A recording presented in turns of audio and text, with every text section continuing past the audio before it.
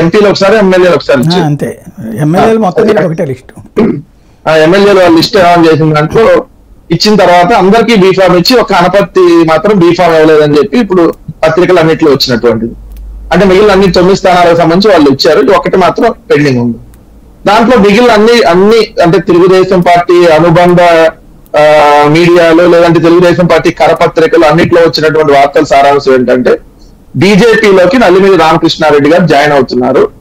ఆయన ముందు జాయిన్ అవ్వడానికి ఇష్టపడలా, నేను రెబల్ గానే వేస్తాను, నేను తెలుగుదేశంలోనే ఉన్నా మొదటి నుంచి, నేను పార్టీ మారను, అవసరమైతే నేను తెలుగుదేశం రెబల్ గానే పోటీ చేస్తా కానీ బీజేపీలోకి వెళ్ళనని చెప్పి ఆయన అంటే బీజేపీలోకి వెళ్ళటం కోసం ఒప్పించారు. ఒప్పించినటువంటి దాని ప్రకారం అందుకని అది పెండింగ్ ఉంది. రేపు ఎల్లుండి లాస్ట్ డేట్ కాబట్టి ఐ థింక్ ఎల్లుండి జాయిన్ అయిపోయి ఎల్లుండే బీఫామ్ కూడా సబ్మిట్ చేస్తాడు. ఎందుకంటే ఆల్రెడీ అలా నామినేషన్ వేసి ఉంది. తర్వాత బీఫామ్ సబ్మిట్ చేయడానికి 25వ తారీఖు లాస్ట్ డేట్ ఉంది కాబట్టి పార్టీ తరపున బీఫామ్ సబ్మిట్ చేస్తారని వాళ్ళ దగ్గర వచ్చినటువంటి వార్తల సారాంశం.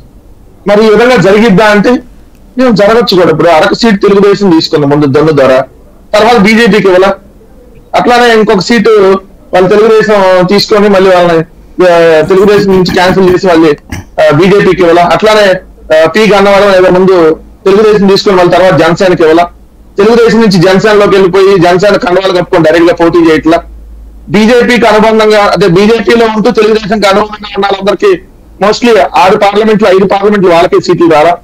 ఇవన్నీ జరిగినప్పుడు ఇది కూడా ఎందుకు జరగదంటానికి లేదు, జరిగేటటువంటి ఛాన్సే ఎక్కువగా ఉందనేది ఇక్కడ జరుగుతున్నటువంటి అంశం.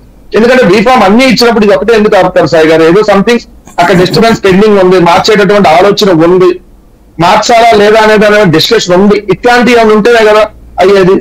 సో ఇందాక రవికిరణ్ గారు అన్నమాట ప్రకారం ఒకటి నిజంగా భారతీయ జనతా పార్టీలో పాప ఆయన చాలా సైనికుడిగా పనిచేసి దేశంలో సైనికుడిగా పనిచేసి భారతీయ జనతా పార్టీకి ఒక కార్యకర్తగా కష్టపడి పనిచేశారని అంటున్నారు. డెఫినెట్లీ అట్లాంటి వాళ్ళు, ఎందుకంటే నేను అంతమంది న్యూస్ స్టేషన్ కూడా చూసి అట్లాంటి వాళ్ళు నిజంగా కూడా ఇవ్వాల్సిన అవసరం గెలుపుకోవటం తర్వాత సంగతి సార్. ఎందుకంటే మాజీ సైనికుడిగా ఎస్ అతన్ని ఇవ్వటాన్ని యాక్సెప్ట్ చేయొచ్చు, కానీ అటువంటి సీట్ను కూడా ఈరోజు మళ్ళీ అక్కడ తెలుగుదేశం పార్టీ అభ్యర్థులు అక్కడ పోటీ చేస్తాడని అంటే ఇక బీజేపీలో సొంతంగా పనిచేసిన రవికిరణ్ గారు ఇంకా ఎగ్జాంపుల్స్ పెట్టుకుంటే అట్లాంటి వాళ్ళకి లేదని ఇక్కడ అక్కడ అర్థం.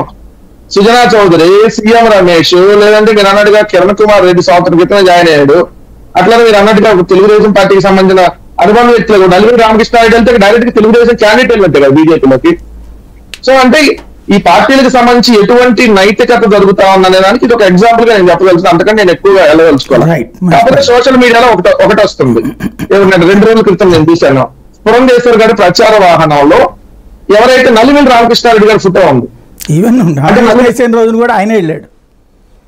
నల్లిమిల్లి రామకృష్ణారెడ్డి గారి ఫోటో ఇప్పుడు బీజేపీ క్యాండిడేట్ గా ఉన్నప్పుడు ఇప్పుడు వాళ్ళు 7 అసెంబ్లీ నియోజకవర్గాల్లో 7 అసెంబ్లీ అభ్యర్థులు వేయాలన్నప్పుడు ఒక తెలుగుదేశం అభ్యర్థి